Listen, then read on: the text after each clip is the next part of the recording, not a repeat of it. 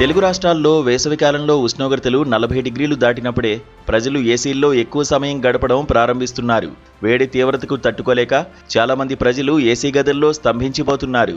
అయితే ఏసీ వినియోగం ఎక్కువగా ఉండడం వల్ల ఆరోగ్యపరమైన అనేక సమస్యలు ఏర్పడే అవకాశం ఉందని వైద్యులు హెచ్చరిస్తున్నారు. ఇవి మన ఆరోగ్యాన్ని, శరీరాన్ని, చర్మాన్ని, కళ్లను, జుట్టును దెబ్బతీసే అవకాశం ఉంది. ఎండాకాలంలో అధిక ఉష్ణోగ్రతలు కారణంగా వేడి, ఉక్కబోతలు పెరుగుతాయి. ఉపశమనానికి చాలామంది ఎయిర్ కండిషనర్ ఉపయోగిస్తుంటారు. ముఖ్యంగా వర్క్ ప్లేసుల్లో ఉద్యోగులైతే డ్యూటీ అయిపోయేదాకా ఏసీ రూముల్లో గడుపుతుంటారు.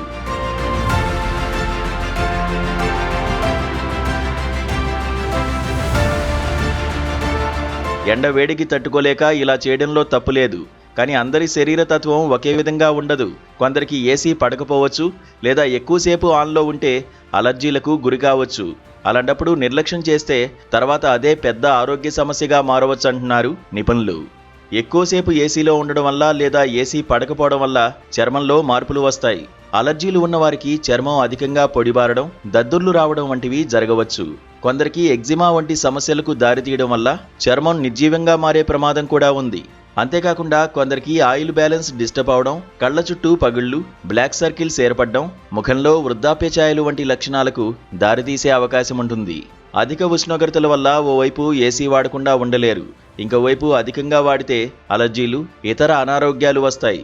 ఇలాంటి అవకాశం ఉన్నప్పుడు కొన్ని జాగ్రత్తలు తీసుకోవడం మంచిది. ముఖ్యంగా ఏసీ టెంపరేచర్ను 24-26 డిగ్రీల మధ్యలో ఉంచాలి. తక్కువగా అంటే 18 నుంచి 20 డిగ్రీల మధ్య ఉంచితే గాలి పూర్తిగా పొడిబారుతుంది. కాబట్టి హానికరం కానీ ఒకే లెవెల్ చల్లదనం కోసం 24-26 డిగ్రీల మధ్యలో ఉంచడం మంచిది. దీనివల్ల చర్మం తేమను కోల్పోకుండా ఉంటుందని నిపుణులు అంటున్నారు. అలాగే ఏసీ ఫిల్టర్లు ఎప్పటికప్పుడు క్లీన్ చేస్తూ ఉండాలి.